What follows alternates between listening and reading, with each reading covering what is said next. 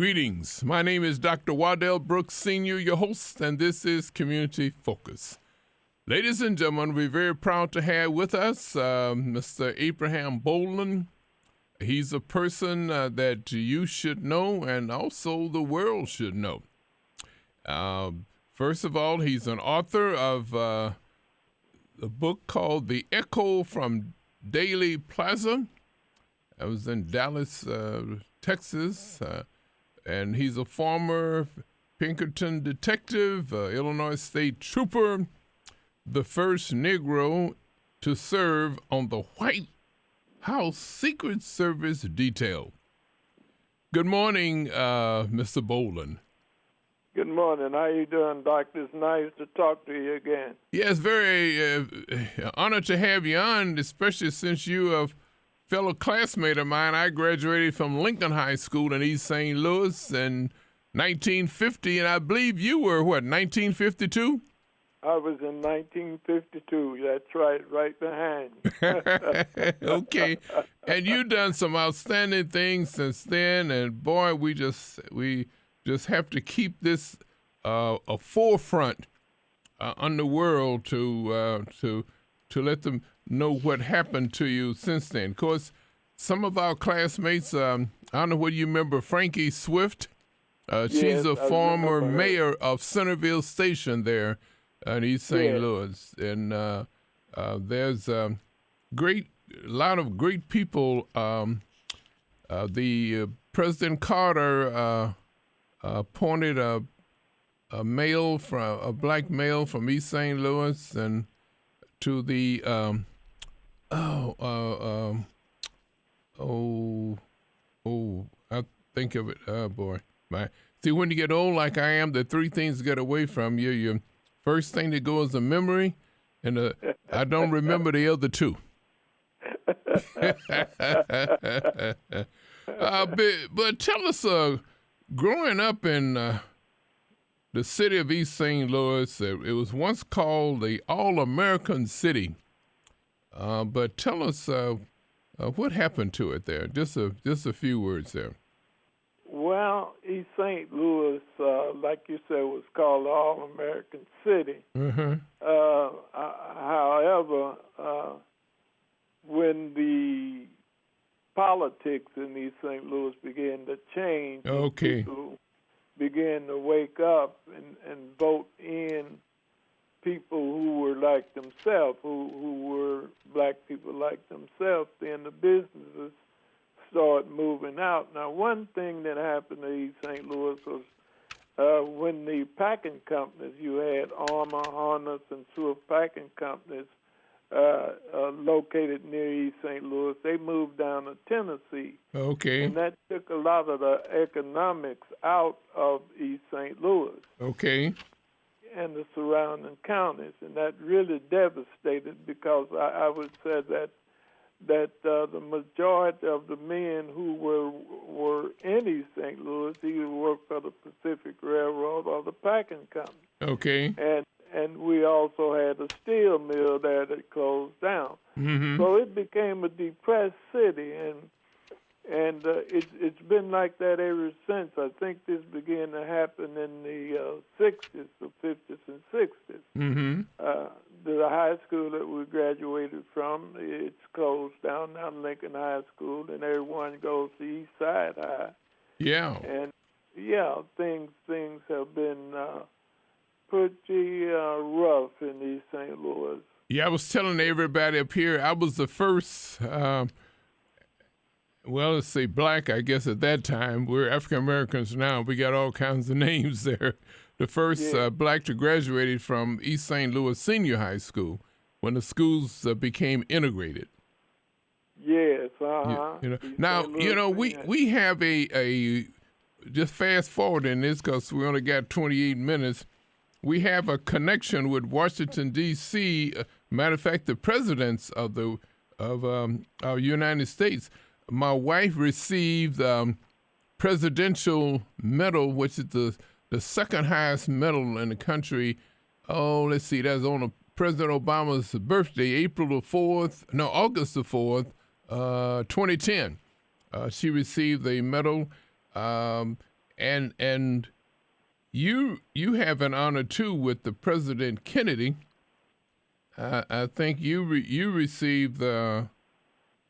You might tell us while I get my notes together the honor that you received of being the first Negro at that time, right? Right. To go ahead, tell us. To be assigned to the White House detail in Washington, D.C. Okay. And it's in my autobiography, The Echo from Dealey Plaza. It explains how I happened to meet President Kennedy. Okay. And how many of the Secret Service agents here in Chicago were trying to obstruct a meeting between President Kennedy and I by assigning me to an off place, a washroom down in the basement at McCormick Place. Oh. But and this was on April 28th of 1961. Okay. Now, the whole thing about it is this: it was irony that the president, when he arrived at McCormick Place at 8:30, the first thing he wanted to do was use the washroom, and that's where I was. Okay. I was at the washroom, guarding the washroom. So you can see a divine development there between the president and I. Here, the Secret Service was trying to hide me, but God put me in a position where I would meet the President of the United States. Mm-hmm. And during a short conversation, he stopped and asked me if there were any Negroes that had been assigned to the White House detail, Secret Service detail. Okay. I didn't know of any, so I told him, no, sir, Mr. President, I don't have any knowledge of that. The President asked me if I would like to be the first. And I told him, yes, sir, Mr. President. And that began a long incident in my life. It was a wonderful experience. I got to fly on Air Force One. I got to fly with the president on a helicopter. Mm. But I noticed a lot of things that were going on among the Secret Service agents that was detrimental to the life of the president. Mm-hmm. And I brought that to the attention of the chief of the Secret Service, of the United Secret Service, U.E. Bauman. And I became a dissident so far as that was concerned because I disagreed with the training program of the Secret Service. Mm-hmm. I disagreed with their conduct. And I also was dismayed because of the lackadaisical attitude that men and agents had in protecting President Kennedy. And I cover all of this detail in my book, The Echo from Dealey Plaza. And I would like to let the audience know also that I have written several books now, and they're on Amazon.com. Just go Amazon.com and then put in my name, Abraham Bolden. Mm-hmm. And you will see that I have written several books, and those books are implemented in order to bring about some kind of peace between the racial relationships. I've written books about the dilemma of the black man, and I've also written books that detail a lot of spirituality, which I began to engage in. Now, also, one very important fact is that right now I have a pardon pending before the President Trump. Okay. Now, that pardon was pending for 2 years under President Obama. Mm-hmm. President Obama refused to take action on the pardon, and he left it for President Trump. Mm-hmm. Now, shortly after President Trump took office, the FBI began an investigation, a reinvestigation of my conviction. Mm-hmm. Now, my pardon asked for a pardon based upon innocence because I did not receive any justice in the court at all, none at all. I was denied an attorney. The judge told the jury to find me guilty in one trial, and then he heard another trial of the same issue. and we were locked out of the courtroom during the deliberation of the second jury that found me guilty. Now, these are infractions that normally would invalidate any other person's trial, but it didn't invalidate mine. And I have been suffering with this conviction, of which I have filed a pardon application now for over 50 years. And I have seen it's been disappointing within the last few months or over the past years.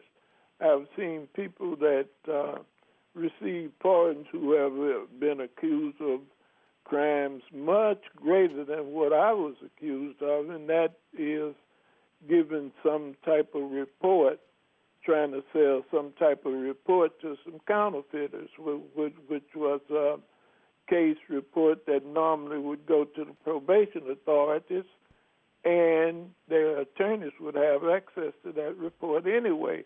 So there would be no reason for me to try to sell the report in knowing that was the case. Now, also in my autobiography, I explained how that the witness, one of the key witnesses against me, admitted under oath during the trial that he committed perjury, and that his perjury was at the behest of the government attorneys. Now, I said normally that would invalidate a conviction. Now, before the Court of Appeals, this issue came up as to whether or not this government attorney, in fact solicited perjury testimony.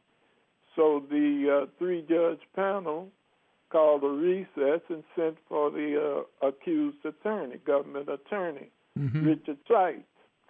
When Richard Seitz came and stood before the three-judge panel in the United States Court of Appeals here in Chicago, 7th Circuit, the chief judge asked Seitz point blank, did you solicit perjured testimony in the Bolden trial? Seitz, who was the prosecuting attorney, he and Dunn, a person named Arthur Dunn, took the Fifth Amendment. They say, Your Honor, I refuse to answer on the basis that my answer may tend to incriminate me. Now, every lawyer who was witness that said that the Court of Appeals would have no choice but to reverse that conviction. But that did not happen. The Court of Appeals, even though the United States Attorney took the Fifth Amendment as to whether or not he solicited perjured testimony during the trial. And as I said, normally that would invalidate a trial and the defendant would be cut loose, because now if the United States Attorney would bargain with a criminal to commit perjury about things of the trial, dates and times, you know that he would have a greater leeway with agents of the Secret Service. So, you know, if you talk the criminal into committing perjury, what would you talk the Secret Service into doing? The whole thing was a setup to silence me because of my pointing out the weaknesses within the President's protective detail.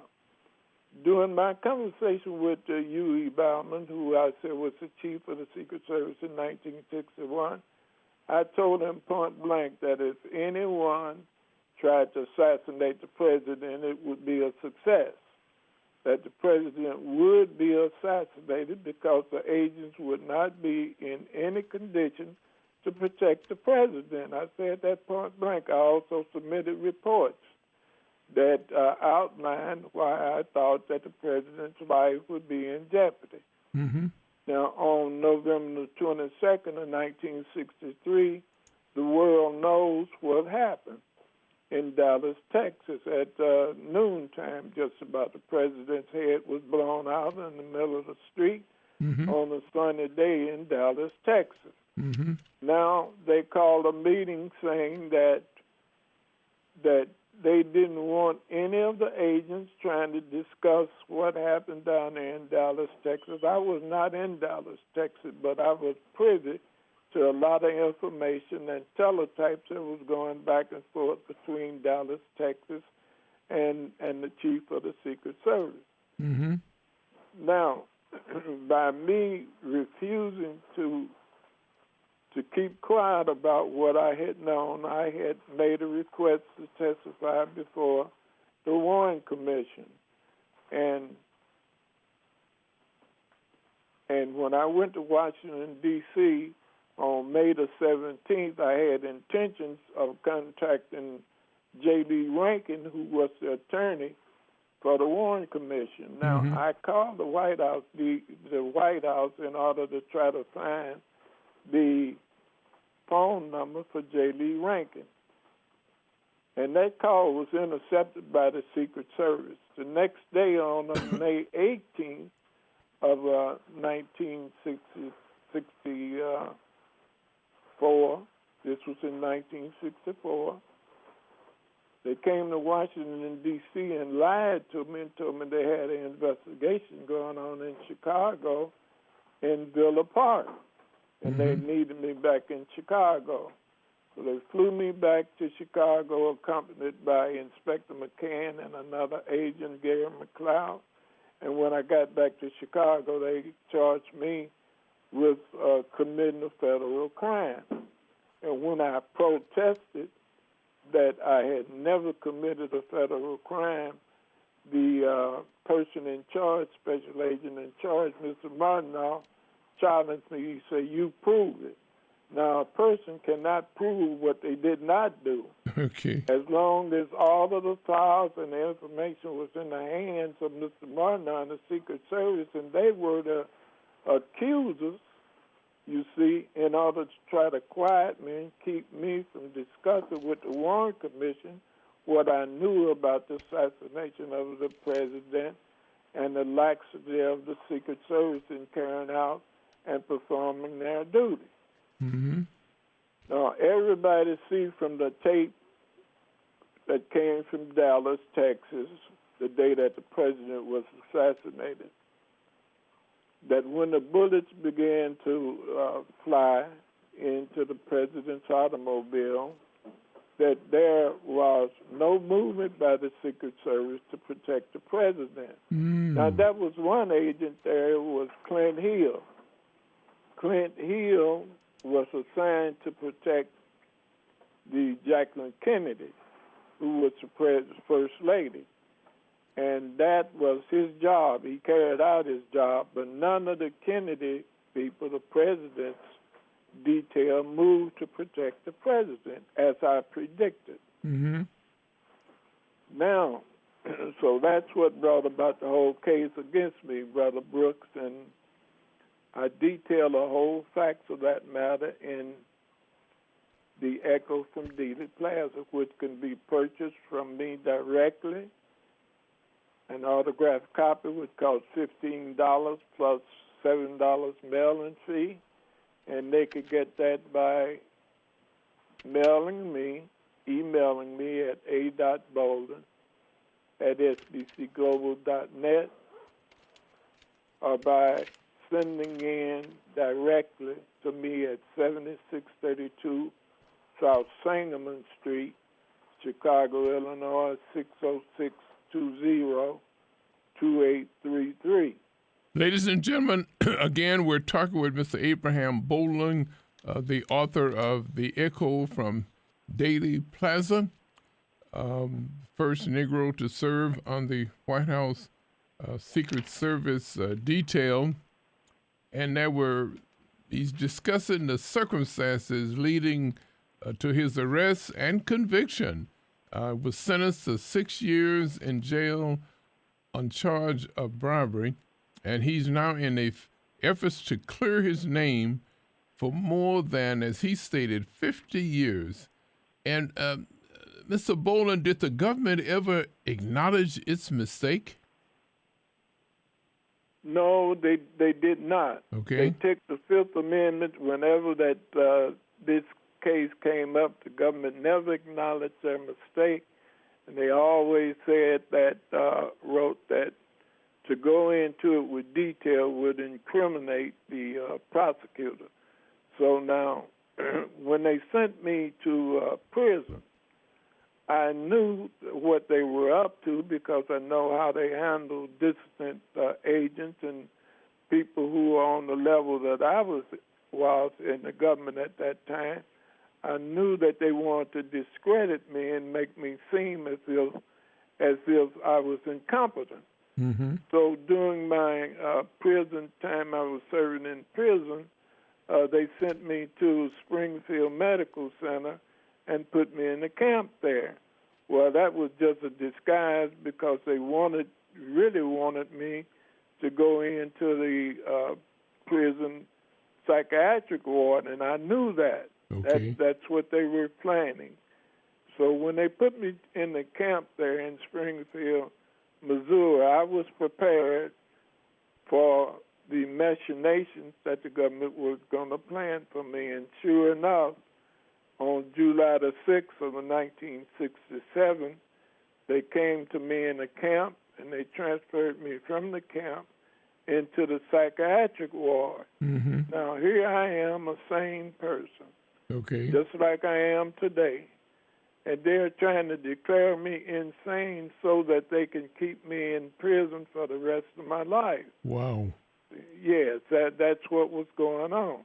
However, what they did not recognize and what they did not realize, that I was a man of God. I trust God. Okay. And I had faith that they could not harm me as long as I used the armor of God's protection. Okay. I knew that I was a righteous individual and I was being wrongly accused. And I took my oath and concentrated myself to the truth while I was there. And I had a teacher who was in prison with me. His name was Elijah Israel. Mm-hmm. And he taught me a lot about how to keep this nation and how to keep the government at bay and how to keep them from declaring me insane. And there were several miracles that I outlined in the book where God intervened. Mm-hmm. He intervened, and he rescued me, and he just protected me because he knew that I had in my heart to be a righteous person, to deliver humankind and to help humankind become a better status in this world. Ladies and gentlemen, we have Mr. Abraham Bolden on the line with us. He served jail time for telling the truth. His career was destroyed by the institution he was willing to give his life for, and that was the Secret Service. But he never lost his faith in America. Mr. Bolden, you didn't serve the full 6 years. You only served a couple. I served 3 years and 3 months, which is very significant because you know what 33 means in the Bible. Okay. And that, yes, I said 3 years and 3 months. So that was a signal in itself that God had intervened. Okay. Yes, sir, it was. And I have dedicated the rest of my life to trying to find a solution to bring peace to mankind. Yes. Regardless of whether they pardon me or not.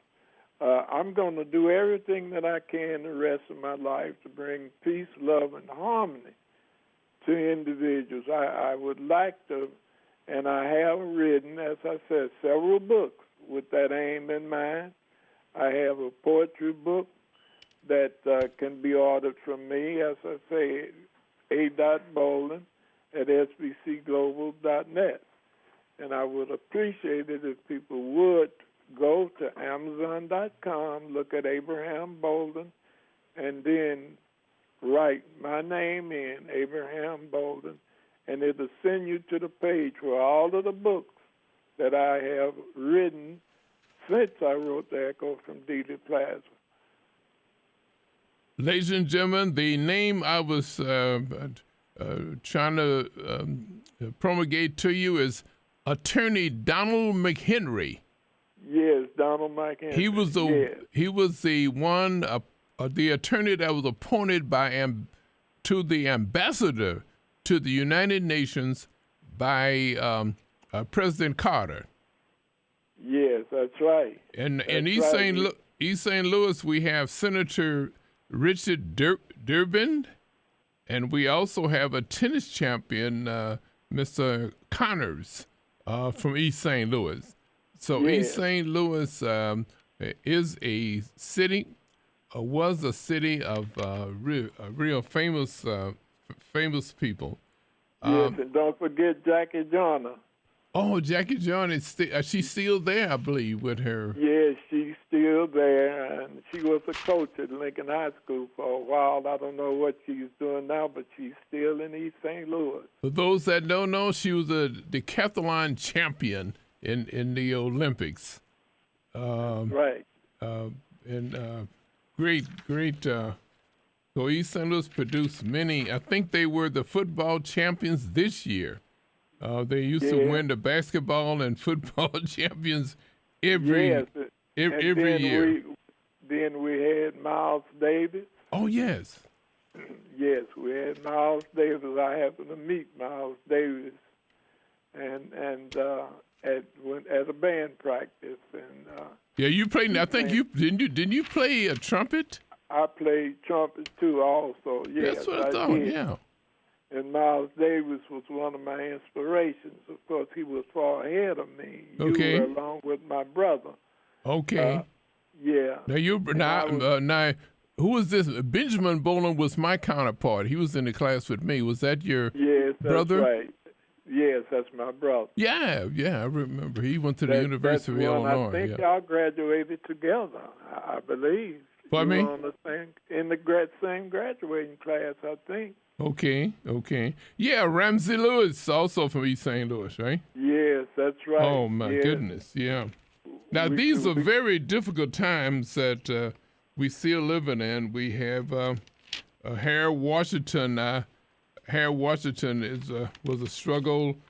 President Obama was a struggle. Jesse Jackson Sr., Jesse Louis Jackson Sr., and Dr. Martin Luther King, and we can go on and on. But I think you hit the key. Philippians, I think, I can do all things through Christ who strengthened me. Right. You know? And as long as you keep your faith in God, you will succeed. That's right. You have to put on the whole armor, though. You can't just put on a part of it. You got to put on that whole armor. Right. Yes, sir. You have to do that. Boy, this is historical for our listening audience to listen to you present your case here, and I wish they would purchase your book. And just one more time, how can they get it? You say Amazon, and what are they? Amazon.com, and just type in Abraham Bolden once you get there in books, and it will give you a whole lineup of the books that I have written and for purchase. The Echo from Dealey Plaza, and that Dealey is Dealey. The Echo from Dealey Plaza. Yes, that's right. Or they can send me an email at a.bolden@sbcglobal.net, and I will give them further information as how to obtain an autographed picture of the book. Autographed copy of the book, and a picture of me with President Kennedy. Oh, okay. Well, we're gonna have to do this again, and I know you can't get around like you used to. We both are up there. We graduated in the 50s, but this has been great, and I hope that we can do another segment of with you in the near future. Yes, it's always nice talking to you, Dr. Brooks. You're a pillar in Lake County up there, and your wife is doing a wonderful job. And I just wish you good health and prosperous activity. Thank you so much. Ladies and gentlemen, this has been Community Focus. My name is Dr. Waddell Brooks Sr., your host.